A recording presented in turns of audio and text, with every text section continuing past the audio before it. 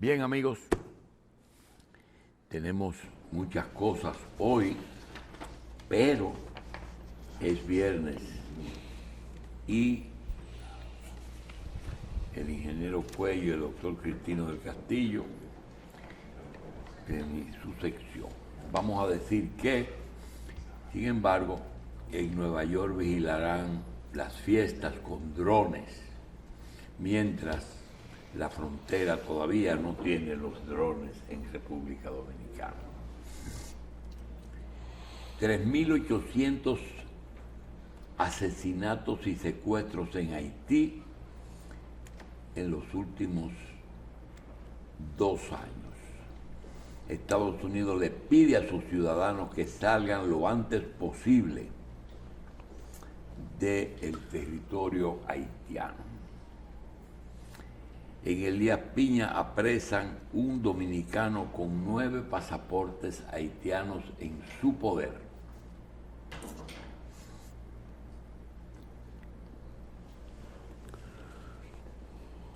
La embajadora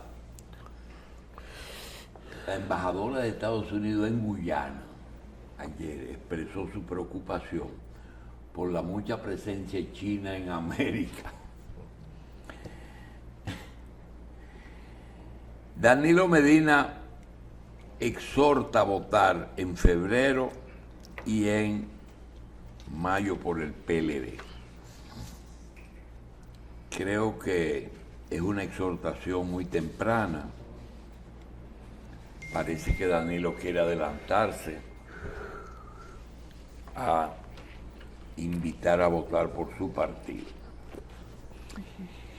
El Ministerio Público dice que tiene pruebas contundentes contra la señora diputada de La Vega.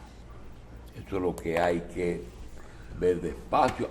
Hoy presenta credenciales el nuevo nuncio de Santa Sede ante el presidente. Sin embargo, ya vamos para 8 años sin embajador americano aquí. Hoy estamos a 170 días de febrero, 261 días de mayo y Luis Abinader cumple 1.461 días en el poder. Perdón. Bien, vamos a ver lo que nos trae el ingeniero José Israel Cuello y Cristino. Una propuesta políticamente impertinente. ¿Cómo es que dice Aneuda? Impolíticamente correcto. Impolíticamente correcto. Políticamente incorrecto. La semana empezó con un insólito anuncio. Pliego en manos de dirigentes de los residuos del Partido Revolucionario Dominicano.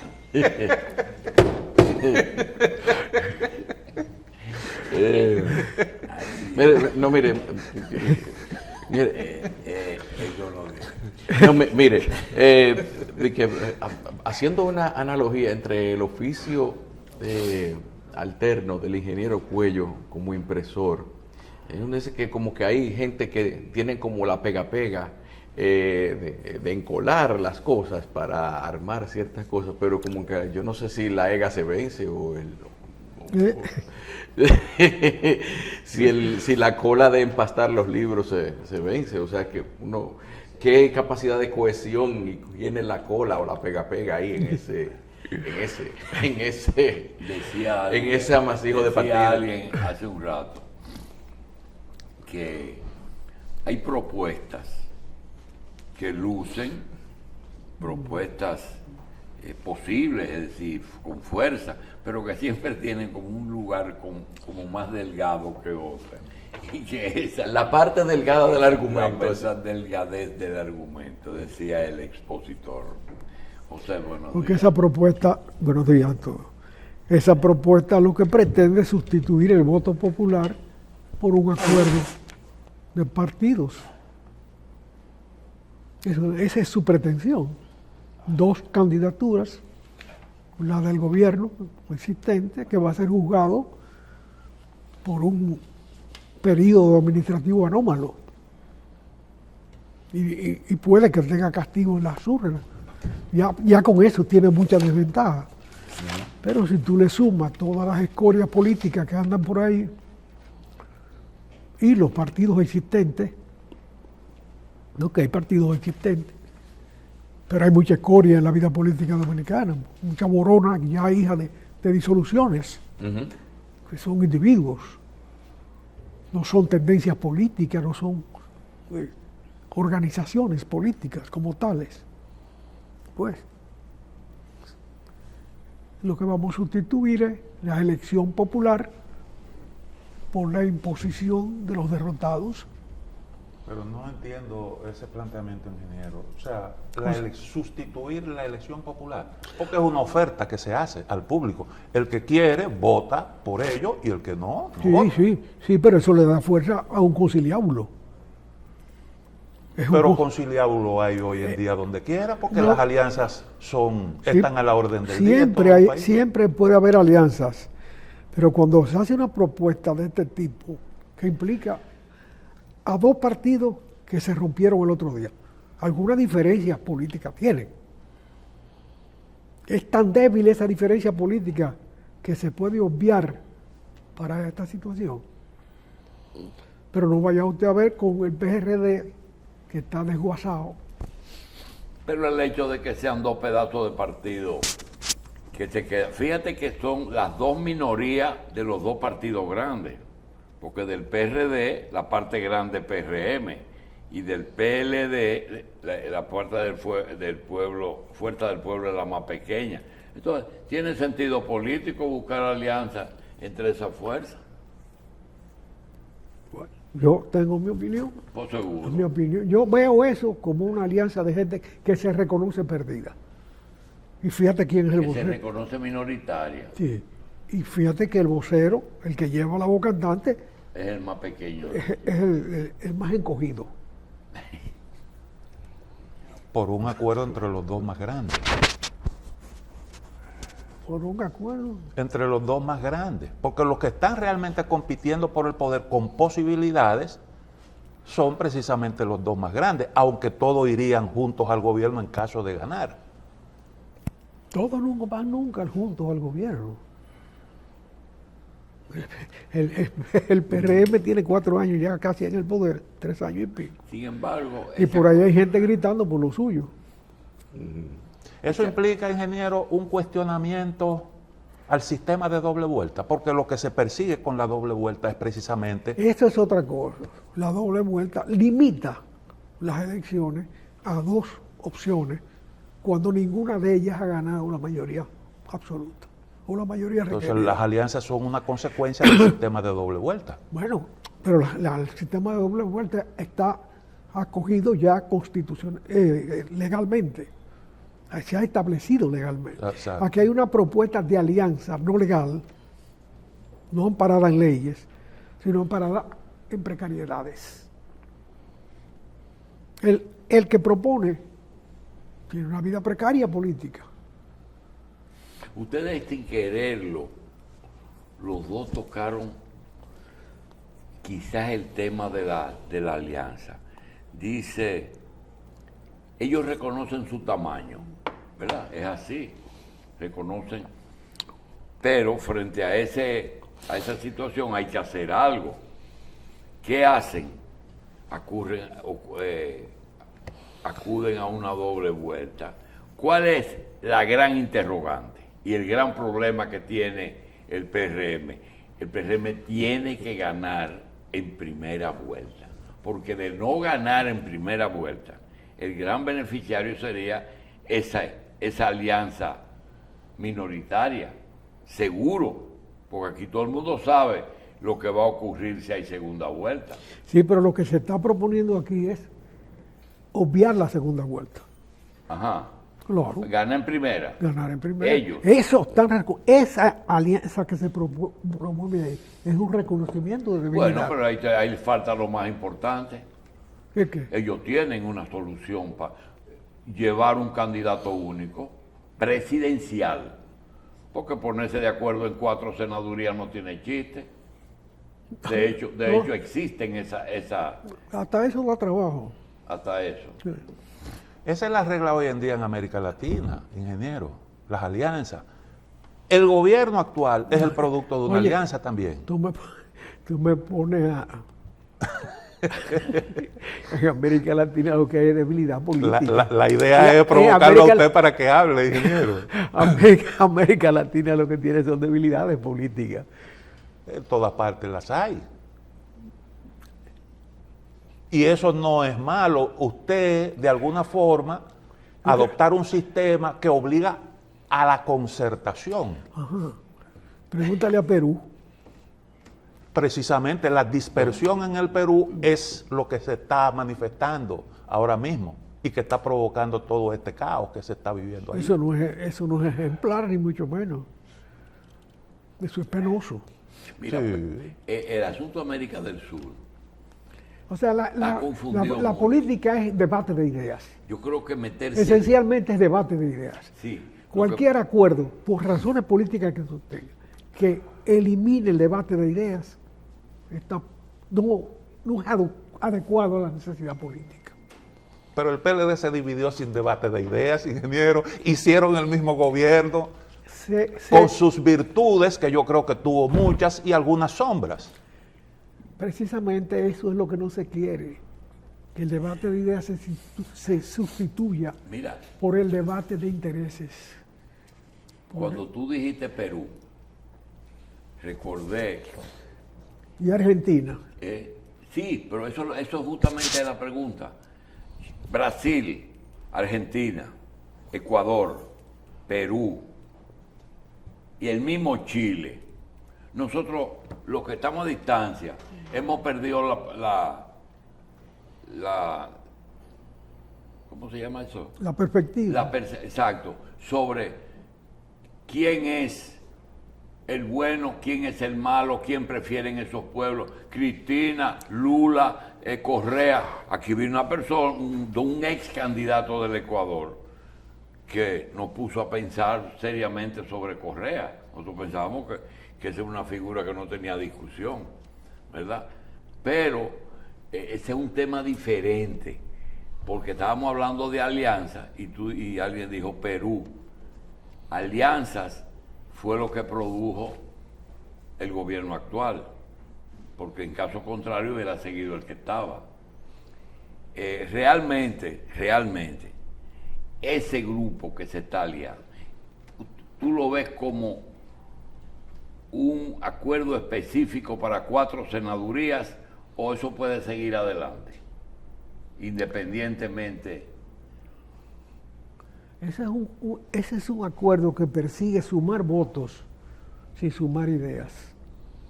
Sin sumar ideas. Sin negociar ideas.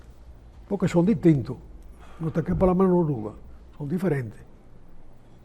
Y no podríamos celebrar que 2 personas que tuvieron diferencias personales hayan priorizado sus coincidencias en las ideas, porque las coincidencias en las ideas se reflejan en la forma de gobernar. ¿Cómo gobernaron esas 2 personas que tuvieron diferencias personales, que ahora se ponen de acuerdo porque políticamente entienden que es conveniente? Solamente por miedo. Sí, pero ese es un acuerdo como muy limitado. Solamente por miedo. ¿Por? Solamente por miedo. Tienen los fiscales detrás.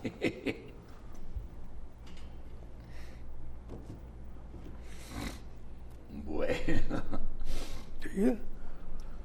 Oye, no se explica esa unión. No se explica. No hay forma de entenderla. Y mucho menos. Se explicó la unión, el pacto patriótico, PLD, Partido Reformista. La Alianza Rosada. Sí.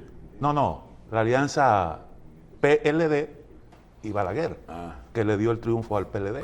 Sí. ¿Tú Se qué? justifica. Lo mismo sin la justicia. el PRD se equivocó y empezó a hablar de perseguir el anillo y ahí mismo se acabó el juego. Ojo. Porque por instinto de conservación que Ahí, se hacen los ahí países. hubo un contrato de lenidad, de olvido. No, y de yo no voy a caer preso. De yo no voy a caer preso ni yo te voy a coger.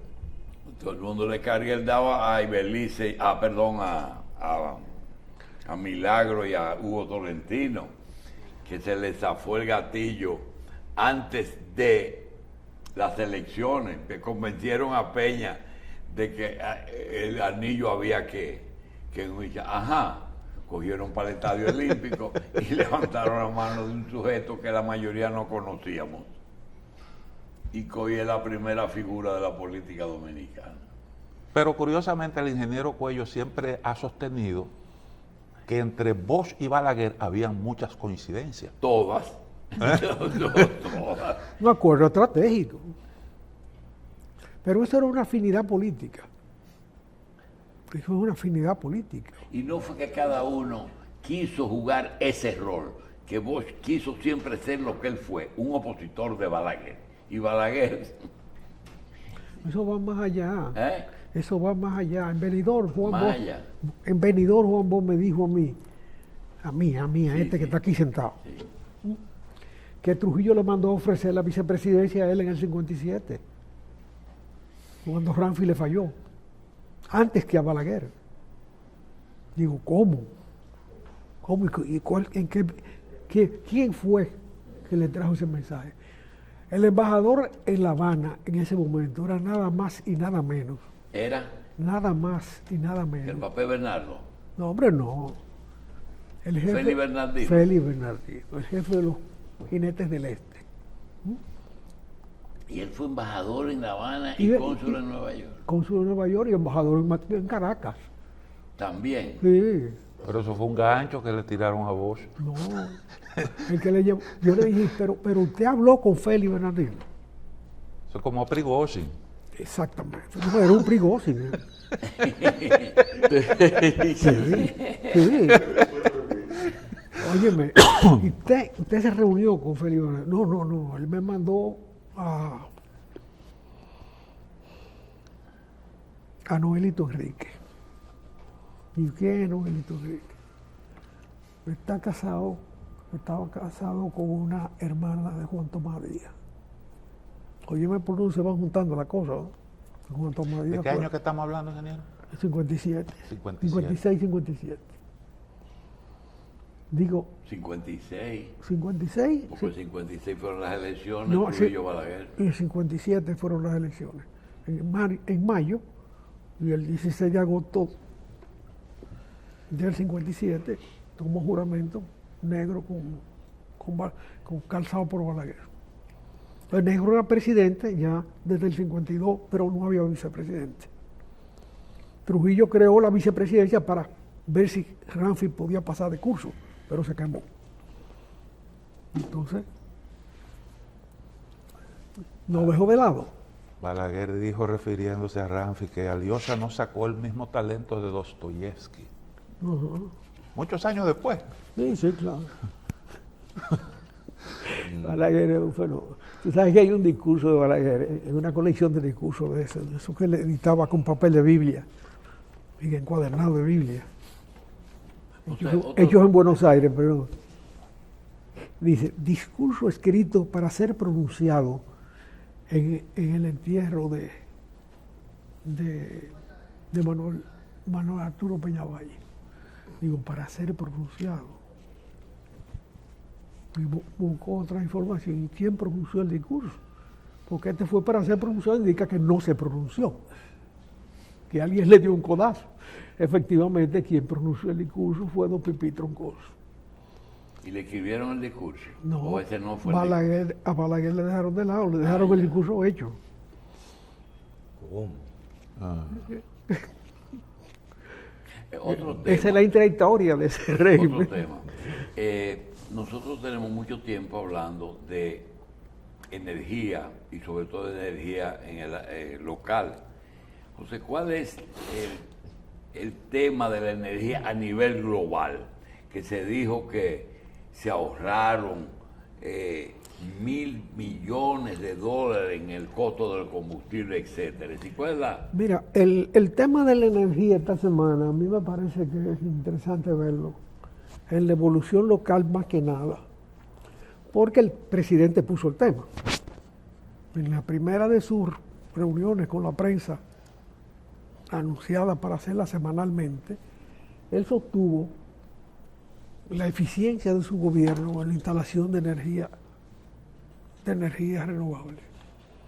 Realmente hay poco mérito del gobierno en eso, porque eso lo hace cada inversionista como le da la gana. El papel del gobierno en eso es otorgar los permisos, y que a veces son más rigurosos de la cuenta, y Aprobar luego, el marco legal para que eso funcione. sí, fluya bueno, la el marco cosa. legal existe ya, pero no es tan diáfano, tan fácil como para resolver algunas cosas que no debieran ser tan difíciles. De manera que es un problema de inversión de cada quien.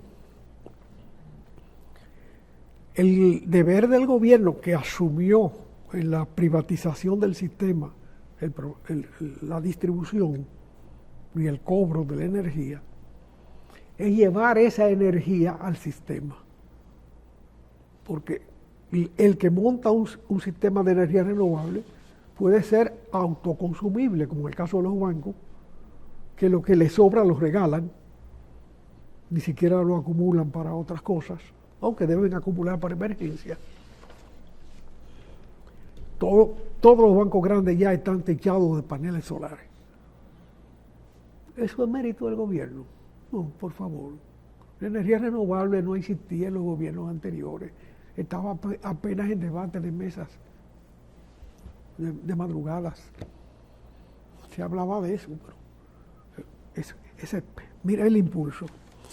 El sector energético mundial ahorró, esa noticia se produjo esta misma semana, 520.000 millones de dólares en los costos de combustible en el año 2022, gracias a las energías renovables, según un informe de IRENA, la Agencia Internacional de Energía Renovable. Ayer leí justamente que las renovables son las que más están aportando al sistema en toda Europa.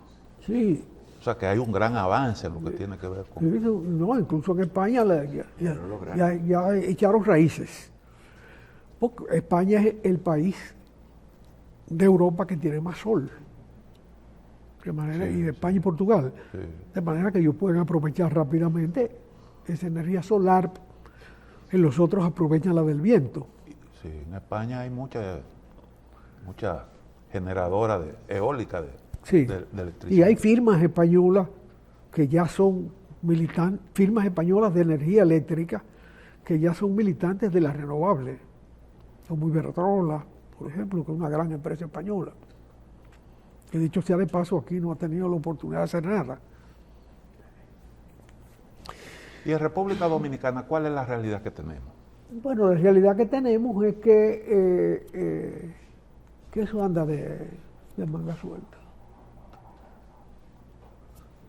El inefable administrador de la energía renovable más eficiente, que es el agua, las presas, se ha acordado de que las presas hay que mantenerlas. Ayer salieron otras licitaciones. Él ya a un año de terminar su mandato se acuerda de que eso había que hacerlo. Pero el presidente invoca que es un mérito de su gobierno. Es un mérito de su gobierno, no hay necesidad de decir eso, porque no, los que tienen conocimiento de ese mundo saben que eso no es así. Ahora, es interesante que se le dé importancia, en la medida merece importancia para el futuro inmediato. Pero ni siquiera se ha podido cerrar el contrato de Punta Catalina. Ni siquiera se ha podido establecer claramente el fraude de Odebrecht. Y la negociación que se hizo con ellos para cerrar la deuda por parte de un funcionario del Estado que hoy está preso. De manera que esas cosas no se pueden dejar de lado. Esas son las tareas del gobierno. Lo otro lo hace la propiedad privada por su camino. Ahí vi una propuesta de alguien que sugería instalar paneles solares en las presas. Aquí en este programa, cuando tú no te habías incorporado yo todavía, discutimos eso un día que estaba Ramón Albuquerque como invitado. Y él incluso cuantificó la importancia de la captación solar del lago Enriquillo. No en este caso presa, sino un lago. Es lo mismo para fines de Sí, sí. Aprovechar espacio disponible. aprovechar el espacio nivelado de las aguas y la facilidad del anclaje con respecto a las instalaciones metálicas que hay que hacer para buscar la inclinación adecuada en las presas cuando se hacen sobre tierra o sobre techos. Y la captación solar cuantificada por él sobre un mapa del Banco Mundial, el potencial que tiene la superficie del lago Enriquillo. Él lo cuantificó. Naturalmente, tú puedes producir toda la energía que la isla necesita en el lago Enriquillo, probablemente. Pero eso no es todos los días. Eso depende de la... ¿Y es que hace falta espacio, ingeniero, para la colocación de los paneles solares? Hay países que tienen problemas de espacio. Los primeros que comenzaron con eso fueron los japoneses. Y realmente han llenado prácticamente todas las presas ya de paneles. Y en los países nórdicos también se está haciendo. Pero en los países nórdicos los tiempos de sol son mucho menores. En cierta época son menos confiables que en el trópico.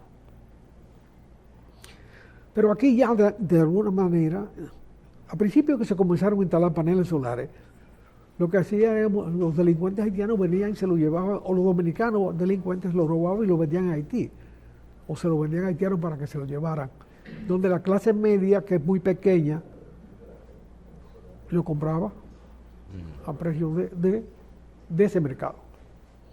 Pero ya no, ya lo he reiterado muchas veces, los bancos se instalaron en energía solar e incluso tienen excedentes que los manejan en los parqueos para sus clientes más altos, a los cuales les regalan la luz o la energía mientras están haciendo su diligencia bancaria.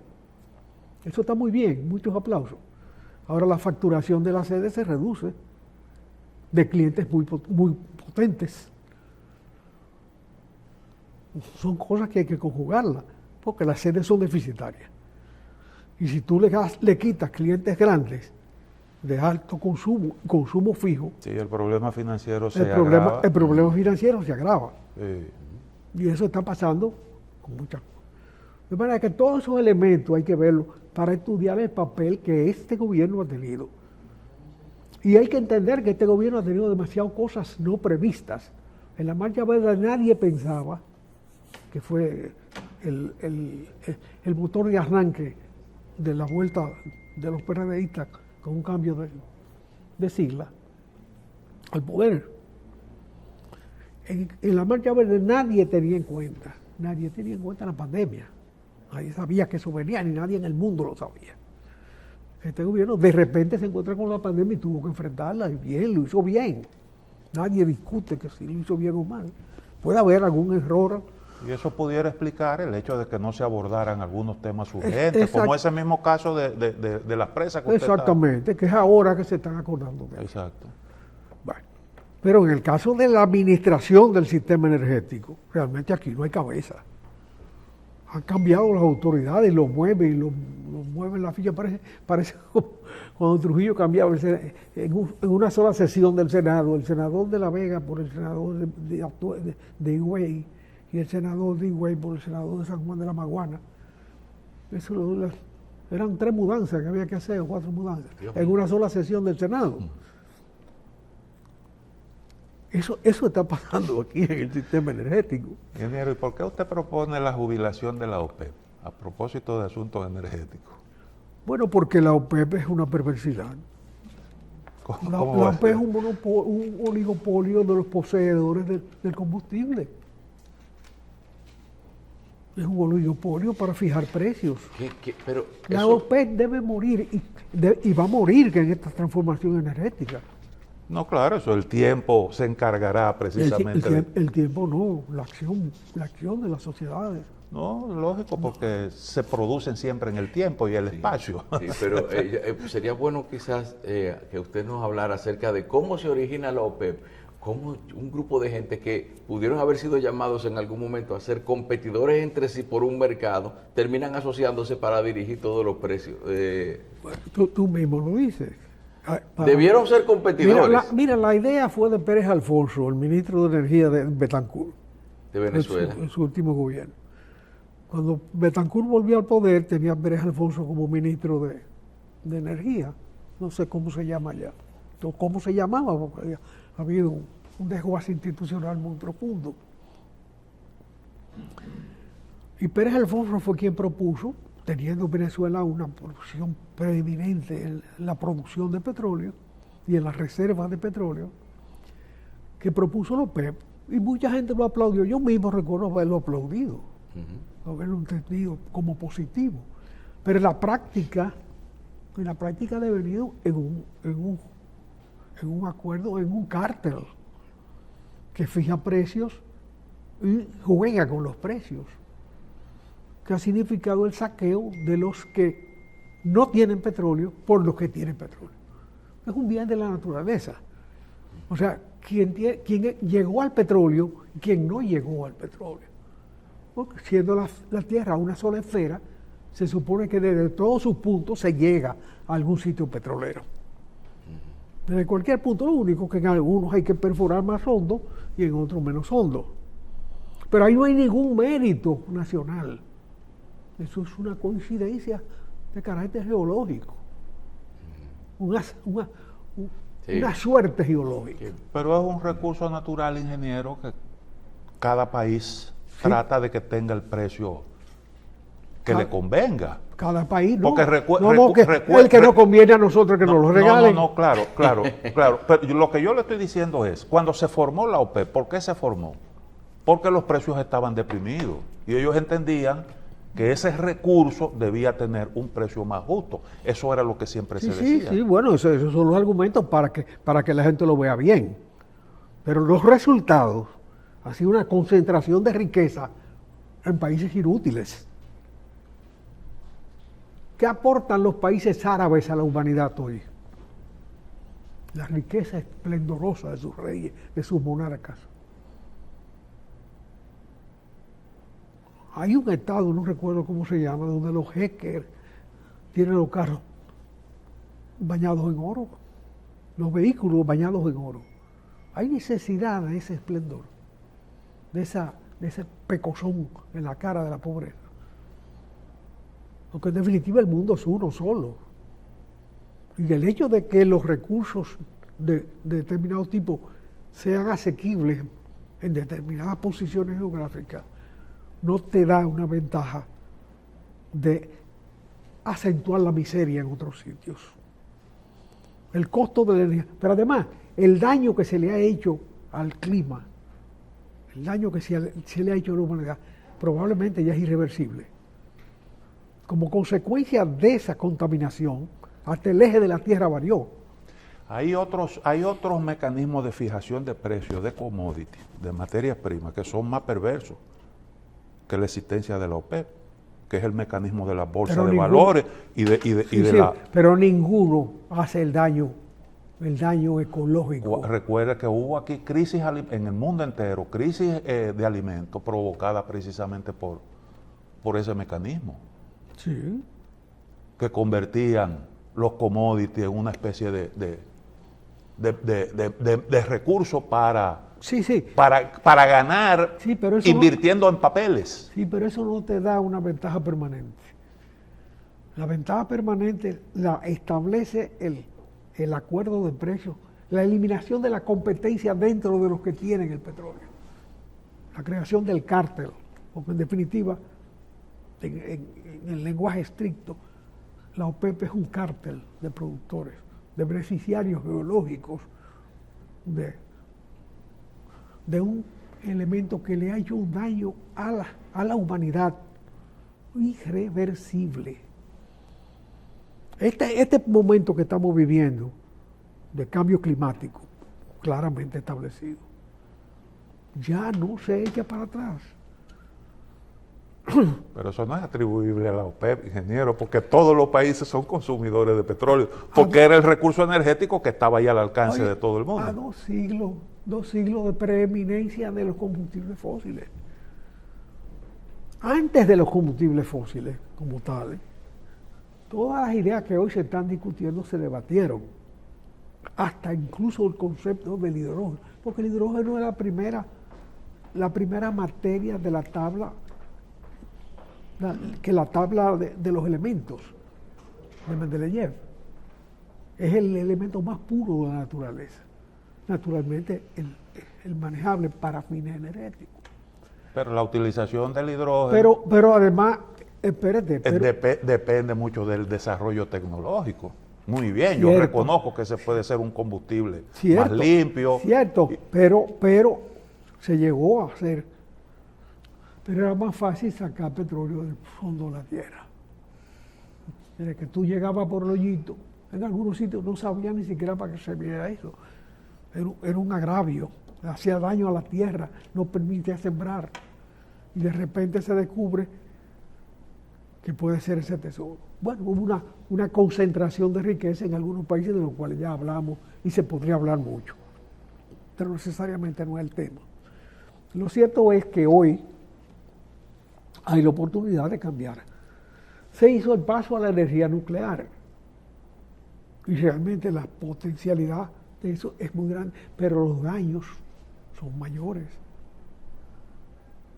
Francia llegó a tener hasta el 80%, de esos 70-80%. 70 tiene actualmente. Tiene actualmente. Y bueno, probablemente es el que mejor manejó ese tema. Primero porque no ha tenido primero porque llegó a 70. En algunos momentos un poquito más. Y segundo, No ha tenido accidente. No ha tenido ningún accidente. Sí. Pero los daños que produce eso cuando se produce un accidente, bueno, hoy mismo estamos viviendo todavía lo de Japón, que no fue un accidente por mal manejo sino por mala ubicación de la planta. No fue el manejo, sino la ubicación. Los que se sentaron con un papel en blanco y decidieron dónde ponerla.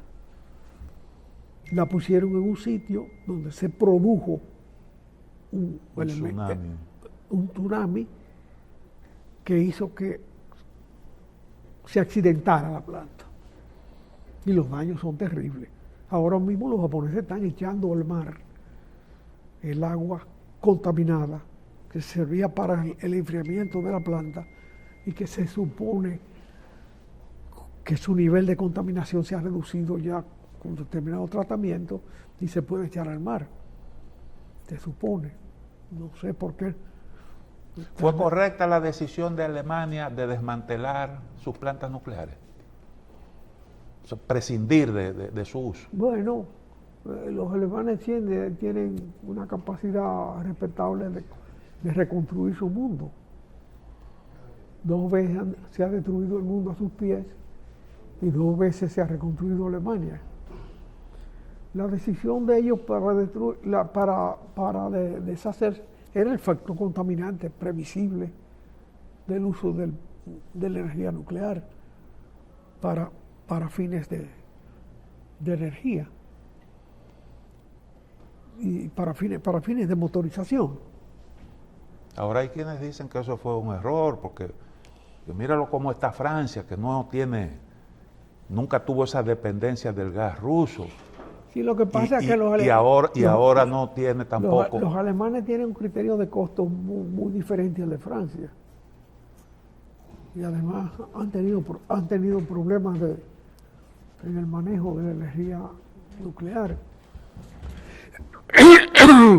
Pero lo cierto es que hoy hay la posibilidad de tener una energía sana y barata en el mundo y que todo país pueda producir su energía. Una abstracción, que nosotros podamos sustituir todos los combustibles importados y producir aquí el hidrógeno necesario que dé lugar a un sistema energético autogestionable por la nación dominicana o por la isla de Santo Domingo. ¿Tú sabes en cuánto aumenta el Producto Interno Bruto del país? Cuando tú la factura energética la bajes a cero. ¿Qué importancia tiene ese costo energético importado en la economía dominicana como lastre versus la posibilidad de producir toda la energía localmente y sin daño medioambiental? De manera que la OPEP merece la muerte y que se precipite. Entonces, la OPEP no tiene culpa en que ese sea el combustible que estemos utilizando ahora, ingeniero. Sí, El petróleo. No tiene culpa, pero lo hizo. Porque Estados Unidos no forma parte de la OPEP y sin embargo Estados Unidos es el principal productor de petróleo en el mundo. Sí. Y produce con un método que es más contaminante que el que utilizan los países de la OPEP. Sí, pero bueno, cuando yo hablo de la OPEP, hablo también de ese manejo, porque Estados Unidos maneja los precios. Estados Unidos maneja todos los precios del mundo. No, y la industria petrolera estadounidense necesita precios altos para ser rentable. Sí. Y Porque la tecnología es cara. No, y la economía norteamericana es cara. Sí, exactamente. Sí. Sí. Ingeniero, guerra de independencia de Ucrania. ¿Cómo es que usted dice? ¿Cómo es que usted le llama a eso? Ucrania luchando por su independencia. Sí. Esa es la situación. ¿Cuál es la situación hoy? Saltate rápido de tema. La situación hoy en la guerra. ¿Se nos quedó algo del petróleo? ¿Se me quedó algo del petróleo? No sé, pero bueno, ya. Se fue el petróleo. Siempre vendrá. Por un rato. Quiero que llegue el día en que no hablemos de petróleo. Ojalá. Óyeme. La guerra de Ucrania es un proceso. Es parte de un proceso de definición de las nacionalidades absorbidas por el Imperio Soviético como consecuencia, primero, de la historia imperial rusa, que siempre se caracterizó, no así la inglesa, por crecer de manera periférica. Y ese crecimiento de manera periférica, todas sus colonias, para decirlo en lenguaje de imperio, eran en su frontera.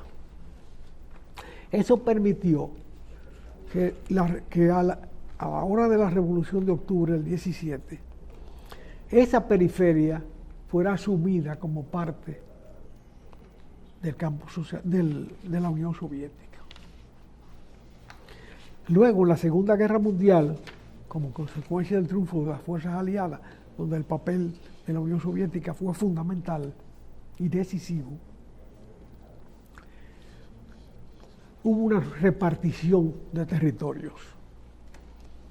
Y a la Unión Soviética le tocó el dominio sobre 6 o 7 países periféricos también, con fronteras con ella.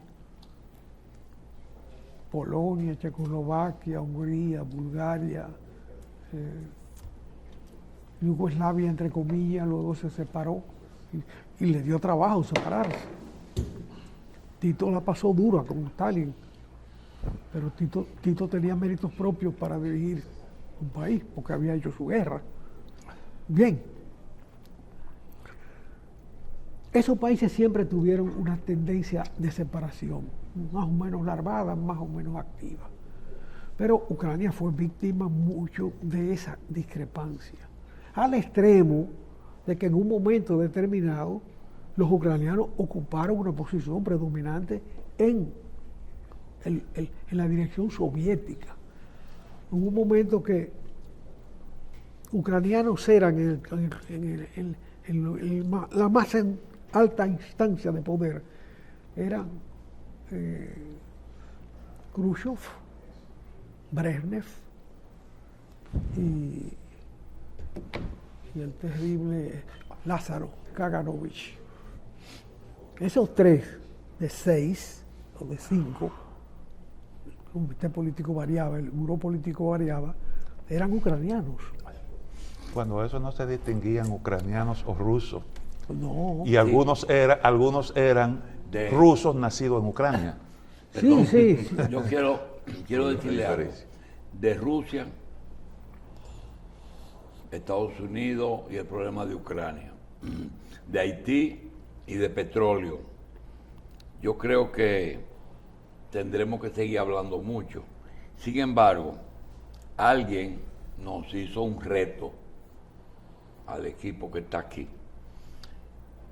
desconociendo algo que no sé si es pleno, real hasta las últimas consecuencias, la independencia de este programa. Pero lo vamos a aceptar. Vamos a una pausa, porque aquí tenemos algo que nos retan para que leamos esto al ingeniero José Israel Cuello y a Cristino del Castillo, que por cierto entendemos que en ningún momento ni José Israel, ni Cristino, ni Carlos, ni nadie aquí ha tratado de comparar la injerencia de Estados Unidos o la poca injerencia de Rusia en los demás países del mundo. Pero vamos a hacer la pausa para dar lectura a las preguntas que nos hacen.